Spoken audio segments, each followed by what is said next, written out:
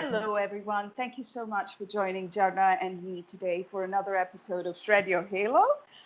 We're so pleased to come up with lovely, interesting topics that not only stimulate us, but hopefully will also create a dialogue amongst the people that watch us on a regular basis. Thank you so much for joining us once again. So today, we've decided to talk about that one little gray area in all our lives where we constantly seem to not just be able to hit the mark. And that is, why do we make our relationships and friendships difficult all around? So we just wanted to delve into the topic straight away.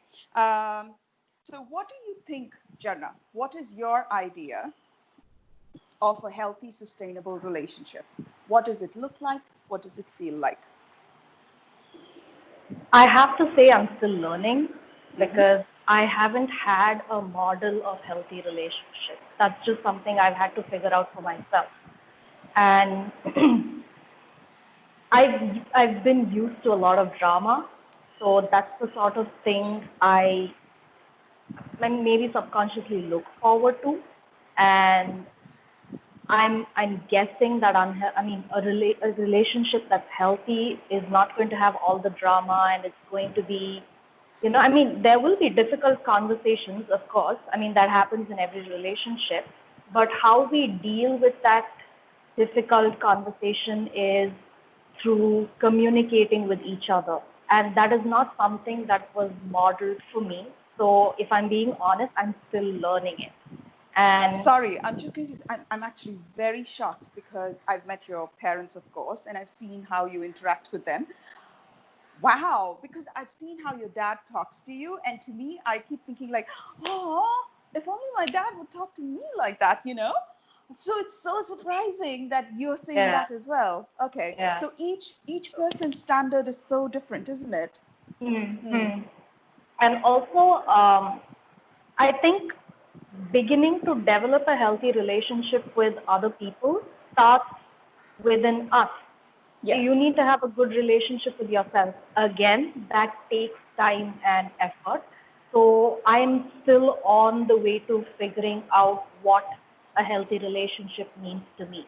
I think you and I think we have a good relationship, and I think we do have a healthy relationship, which I think we're working on constantly because we're in touch. We talk a lot.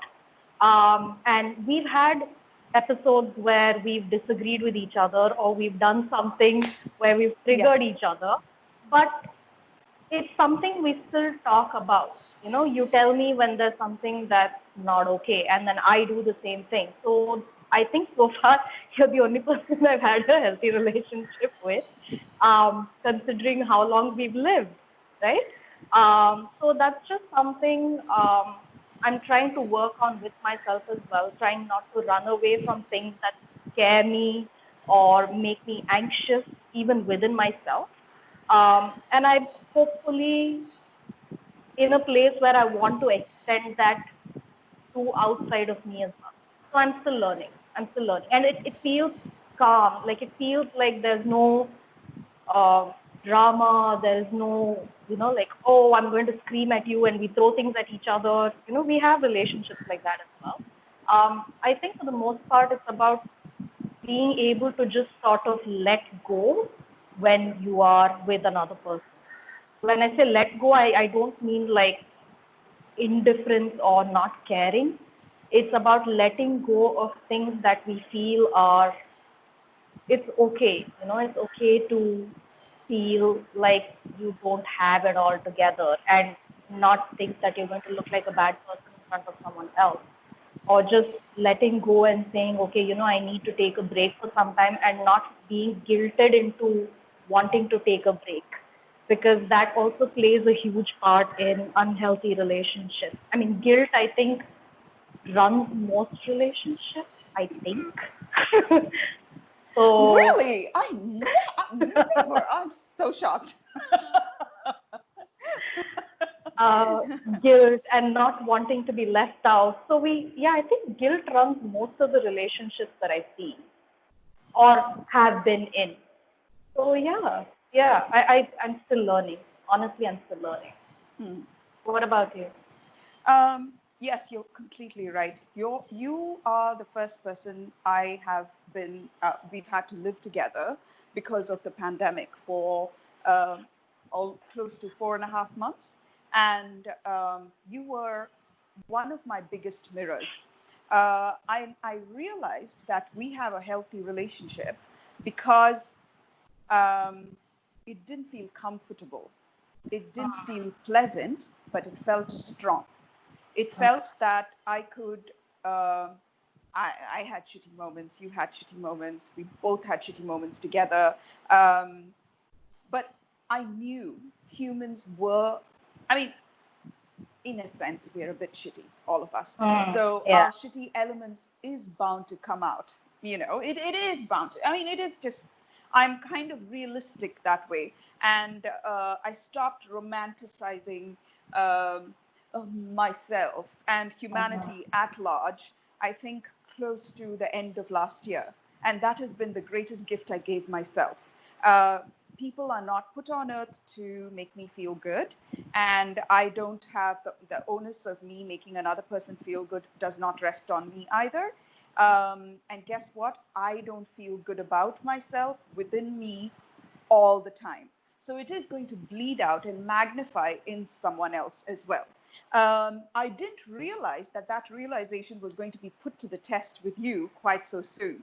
I, by and large, categorize our stay together as a success because it taught me I achieved so many things which I would not have achieved um, if I didn't have you as a witness.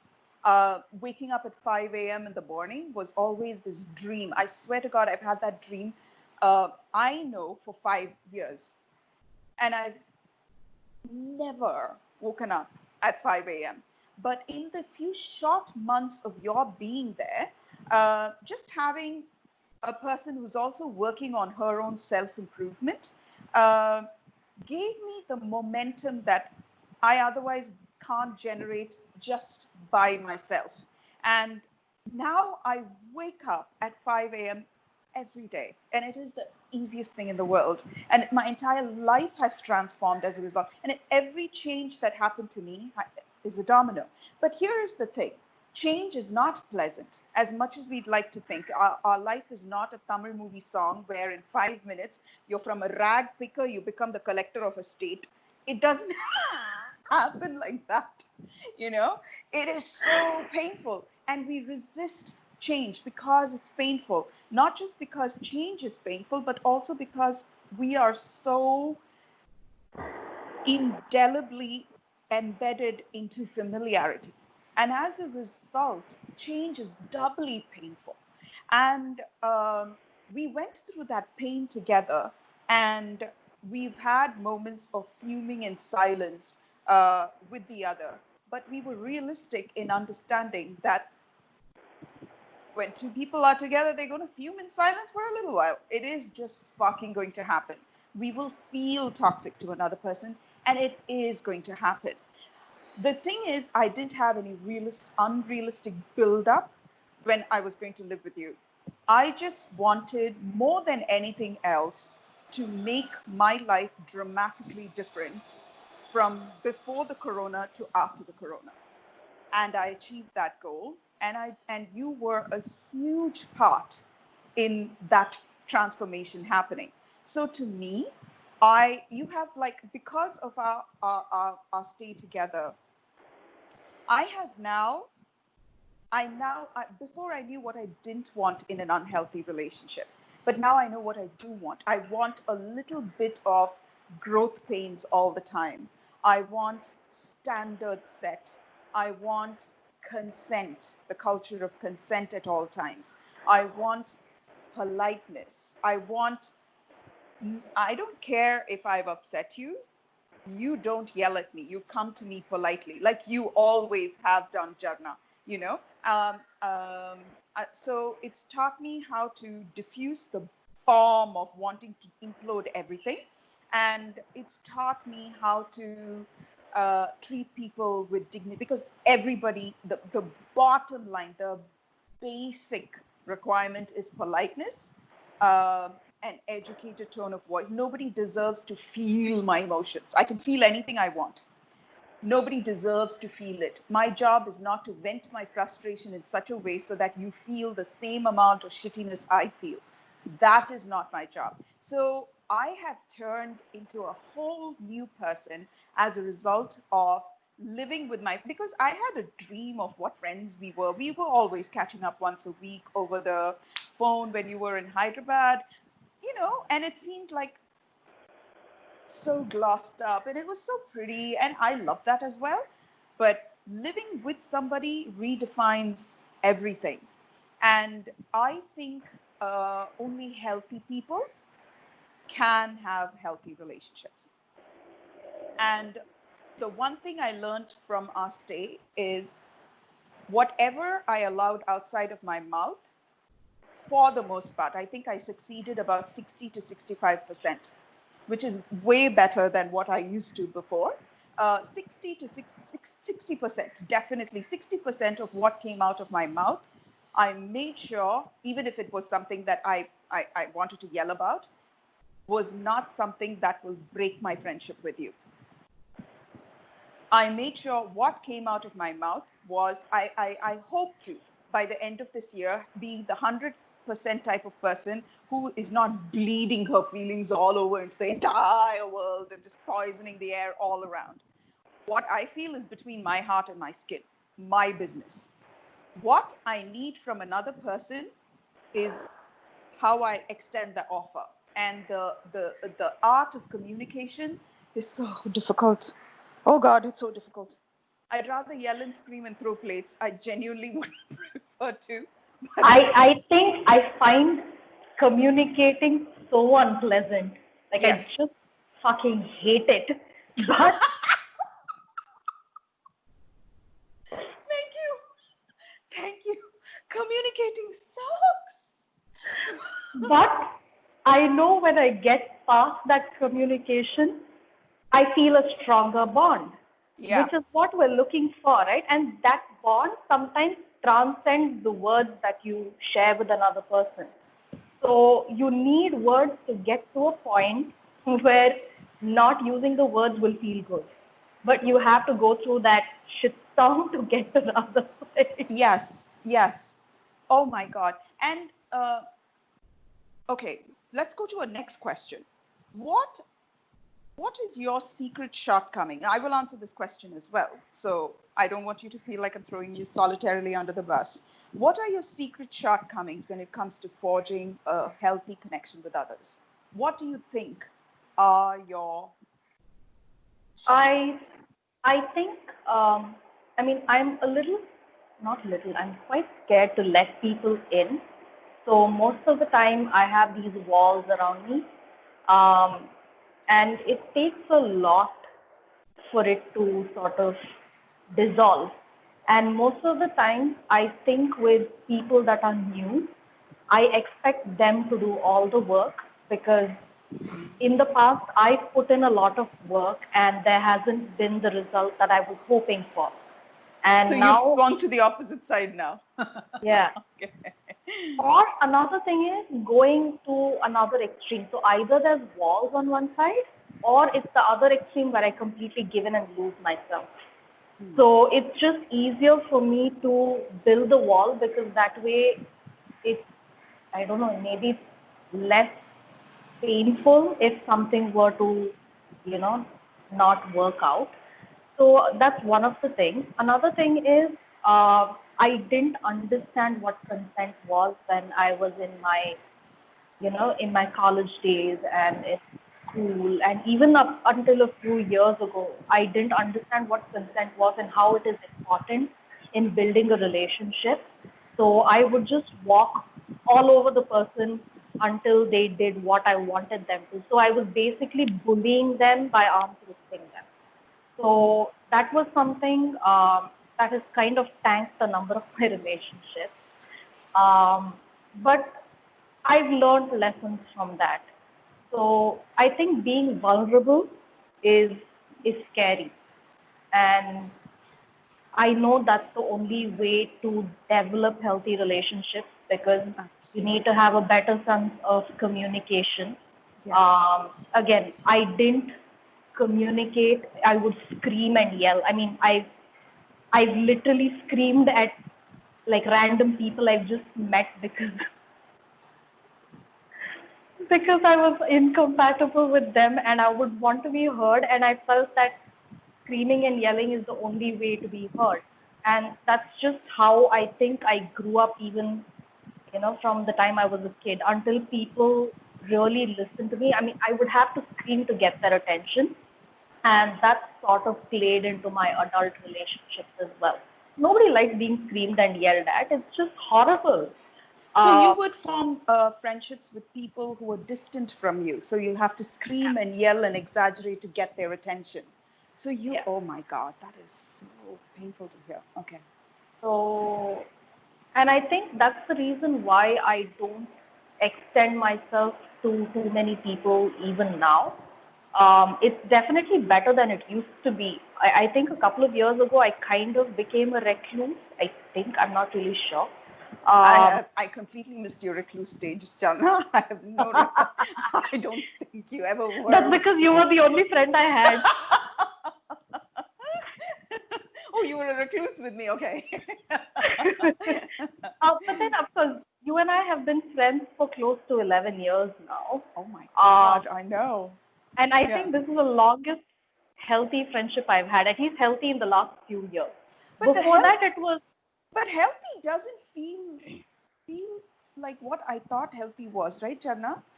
it doesn't feel nice at all. Why? Why is my imagination always setting me up for failure in reality?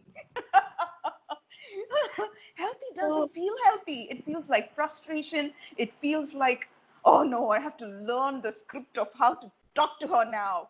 Damn it, why does she get off with just politeness and good manners when I'm seething inside? Oh, yes, which but is it's which worth is it. why we have so many other tools that we can use to immediately, work on, right? Oh, I had an argument with this person. Let me do the work right now.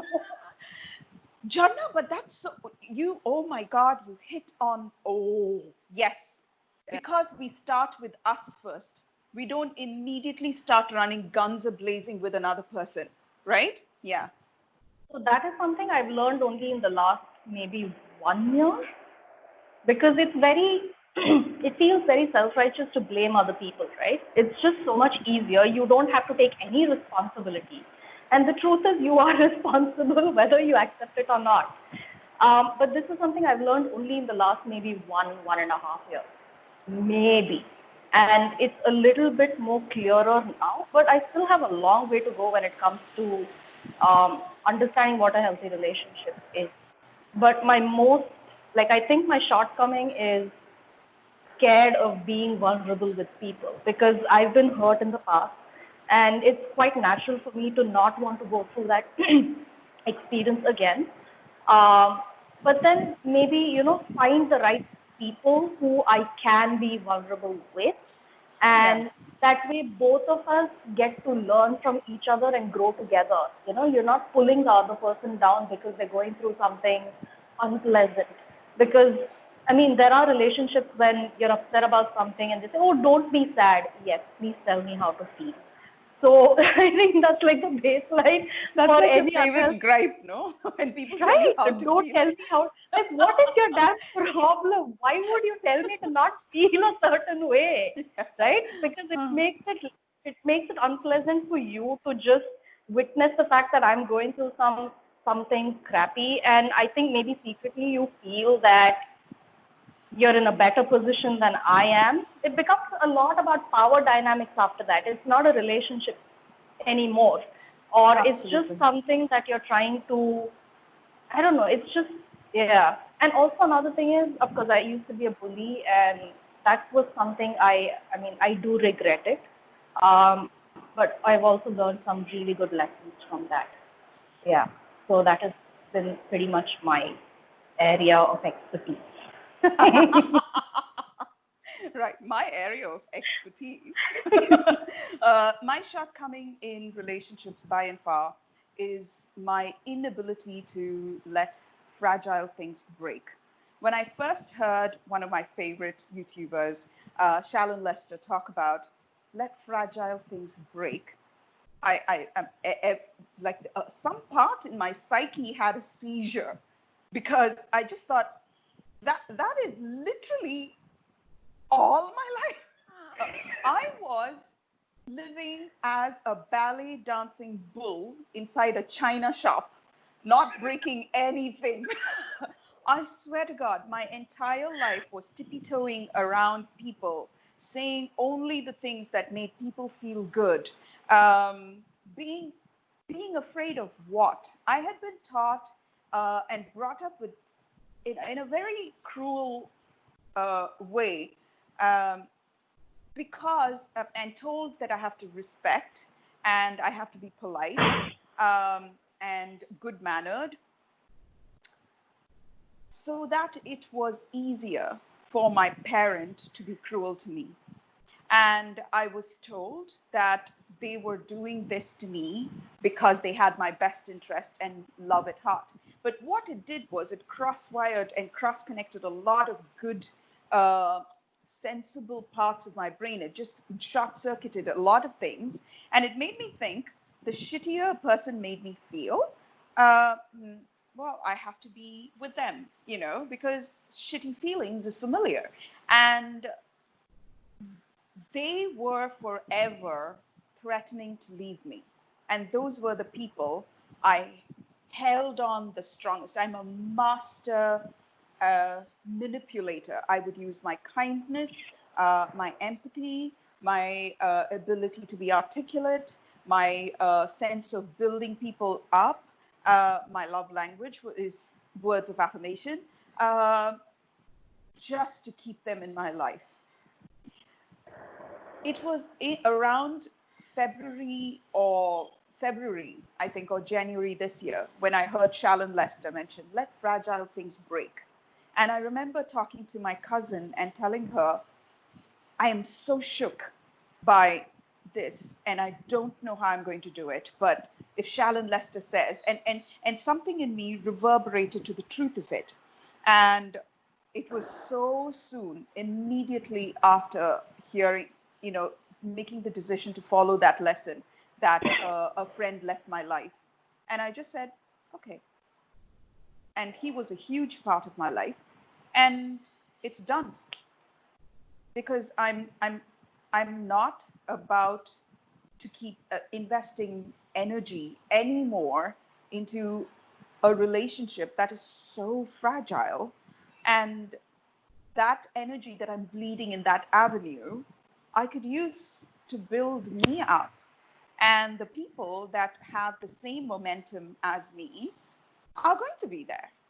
I think the lesson that I learned and my shortcoming is I did not respect myself enough to invest my energy into myself. Instead, I used all of that energy to appear a certain way, to be accepted in a certain way in a lot of my friendships and relationships. And now I am, well, if it is fragile, it's going to break. I'm okay with it.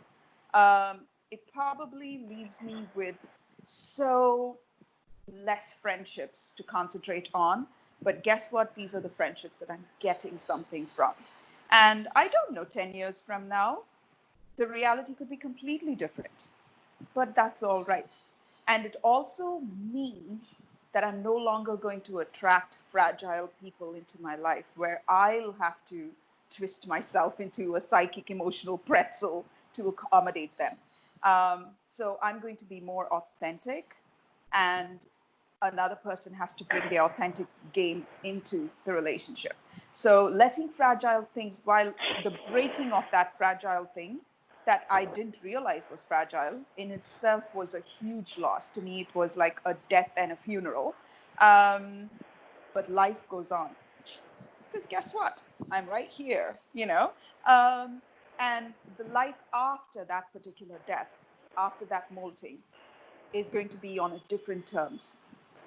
Feeling the same hurt over and over again makes no sense. So I've learned the lesson um, of letting fragile, even as I say it right now, it's not comfortable at all.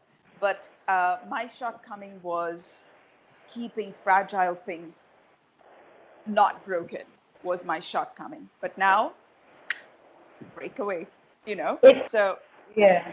It's like when I was moving back home, I had like a couple of glass, uh, like glass tumblers, and then I'd wrapped it in bubble wrap and stuff, and it still broke. So it's like that, right? No matter how hard you try to cushion that yes, relationship, it is a possibility that it will break. And yes, then it feels even shittier because you tried so hard and it's still not what you want it to be. I agree. And Yeah. I don't think I want to surround myself with fragile things anymore. I want palm trees in the storm. I don't want um, oak trees that will get uprooted and fall. And, I want things that get bumped and remold because I am like that. And I no longer am a compatible or close to fragile things. And it Yeah. feels like such a relief saying it, but also a very unfamiliar, uncomfortable relief. See, nothing in life feels the way we assume. We think relief will feel some kind of way, but it doesn't. It's like the fans in the background, your hair blowing here, It doesn't feel like that. like a Pantene ad. Or herbal essences, all the sounds those women make, and I'm like, you just dump shampoo, wash it, and walk out, right? Oh, oh God. Right. The next question I'm going to pose to you is this. What is the emotional payback when you implode a relationship? When you yourself do things to make a relationship difficult, what was your emotional payback? Um, I will talk about two relationships that I can conceive of that I actively included. Both of it was, I mean, people I'd known from a few years ago. I think in both the cases, it was a sense of wanting control of the situation itself and wanting to control the outcome of what I had done without any consequences. And I thought that was supposed to be like, I don't know, maybe in that moment I felt power driven and I was doing it without any realization at all. And also, another aspect of it was putting the other person down so I could feel better about myself. Right. And I didn't feel better about myself. I felt very shitty because both of them ghosted me after that. Um, yeah, so I think in any relationship that it's been a sense of wanting control because I find it very difficult to, I mean, now I'm actively trying to work with the control issues that I've had. Mm. But previously it was just on autopilot. Now if I Wow. feel like I want to control something, I'm aware that I'm wanting to control it. So it gives me a little bit of space to step back and look at it. I Yes. didn't have that awareness before. Mm. So it was a question of just wanting to control the person, wanting to break them, wanting to just basically have a say in everything that they did in their life. I'm not just talking about these two people that I fell out with, but with most of the relationships that I've had. It was mostly about wanting to break them. And that was because I felt so bad about who I was. And now when I think about it, it's very painful. At that time, I thought I was in control, but at the same time, I would feel really powerless because I'd be so upset that things weren't going my way.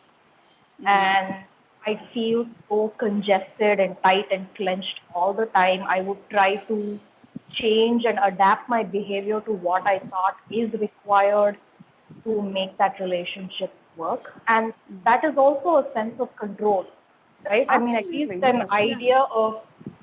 idea of having control over someone else's life. So I basically wanted to just mold everything to my liking. And the thing is, even if it did happen, which was very rare, I'd still feel lonely and empty on the inside because I've gotten what I want, but why doesn't that feel good? And then I'd have to do it all over again, maybe with the same person or maybe with other people. And none of my relationships, friendships, none of them have really been healthy because, like I said at the beginning, I didn't know how to, like, I was never shown what a healthy relationship is, right? And it was just, it was a very lonely experience growing up because even though I had people I called friends, I would just, do the same thing over and over and over again with everybody. And then if you keep doing the same thing again and again and you see that one time it doesn't work, it's not going to work any other time. But I didn't know that that is what I was doing. And then I'd wonder why things were, going haywire. And then I'd blame the other person for things falling apart without taking responsibility. So that's that's been the emotional payback. But it's not helping me anymore. Yeah. There was at the end of getting exactly what you wanted, you were left with nothing anyway. Yeah, You were at the starting point anyway. yeah, Right.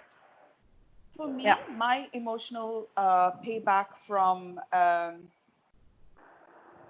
being friends with fragile people, it could be mental illness, personality disorder.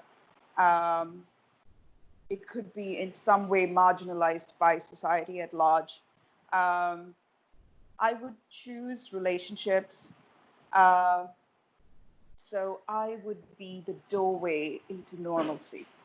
I would be the doorway. Like I needed a use in a person's life, and I would be their massive cheerleader, and um, I would do this whole pretty woman thing. I would go shopping with them and do them up because I genuinely like it. I enjoy it. But I also know the payback is now this person's going to be indebted to me because I've changed their image, right? Um, and I would do this whole cheerleader thing. I would do this whole pumping and talking them up um, when they've literally shown no evidence of greatness. And then it would be like almost weaponizing um, the maternal instinct that women are naturally born with, right? Um, and I would use that in relationships. And in the end, what it would create is a small person with a massive ego trying to crush me down to my size. And I created this beast. And this has happened way too many times. And I did this because I assumed that I had to become indispensable in somebody's life. And the way I can become indispensable in somebody's life is to become a doorway into a whole new world that only I can introduce them into. And I would not have any discretion, but I would, without testing people's limits and taking them into my life in little stages, I would throw the door wide open, receive them in, and explode them out and act like, oh my God, even as I'm saying it, I just want to curl up and just close my eyes and not, I can't. But the payback was, this is what I had been taught. Like, this is, if I'm not useful to someone in any particular way, and guess what? Everybody has a job, everybody has an education. What is it that I bring to the table? And I thought what I bring to the table is exploding their social life, um, redoing them, making them feel like as though I'm some sort of life coach. Um, but in the end, consistently, in the end, the person would take a look at me and think, oh, I can't have the reminder of who I used to be with this person in my life anymore. And the very thing that I fear the most, which is not being valued, will happen to me. Because I want my sense of value, I placed it on what I could offer to the person, what job I could have in that person's life. And the very thing that I thought would bring value to the person, they took the thing of value, but discarded me. And this would happen consistently. And this was my payback. So in the end, I could also feel like a martyr, feel like a victim, constantly say, I did this for him, I did this. Without me, this person wouldn't have done that. But it's even thinking those thoughts. I mean, I would never vocalize it, but thinking those thoughts just made me feel so enough already, enough, you know. So now, instead of doing all that to someone else, I started doing that for myself. I started redefining myself, creating a life that I just do not ever want to have a vacation from. I massively love my life. I'm so in love with my life. And I'm so excited to wake up into my life every day. I'm not living my life through proxy, which is exactly what I was trying to do. Create an exciting life for somebody else and live through the excitement, because I somehow didn't give myself permission to be excited for myself.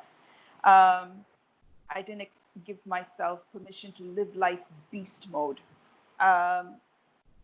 because I thought I would be intimidating, scary, frightening for who, you know? And who should be attracted and come into my life when I small myself? Who would come into my life when I do that?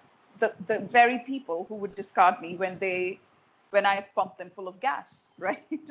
So now I am bringing my claws out. I'm pumping my muscles. I'm spreading my wings, and I am frightening myself with a degree of happiness that I'm bringing into my own life and the rarefied air I'm breathing. It is so awesome to live life beast mode. This is what I sacrificed all my life in order to let really tiny, small people into my life. And I can also see you becoming a fucking beast, Jharna. And that makes me so like, oh my God, being a beast doesn't mean you have to be all alone in beast mode, you know? We're going to be surrounded by other beast mode people. You know what I mean? And it feels so enormously gratifying. That which I was afraid of is who I am now, or in the process of becoming. Maybe 10 years from now, I'd be like, oh, you thought that was it? You didn't even know what you were talking about. I hope life is like that. It's like, you know, my 20s were, I mean, I Oh, suppose they were 20s are good. shit. 20s is just shit. One decade of shit. Sorry, I'm just. If I had to go back to my 20s, I would definitely not choose it. Oh, God. You know, I always tell you, don't I? If I could walk into a door and have amnesia, the decade I will forget is my 20s. I'm like, oh, I can't. Anyway, so which brings us. Yeah. Oh, what were you about to say? I'm so No, sorry. no, I was just saying, so my 20s, I would definitely not want to go back. My 30s so far have been good. I wonder what it's going to be like in my 40s. So Yes! it's exciting. Absolutely, absolutely. So now, final question. What does it take to break this pattern of imploding relationships?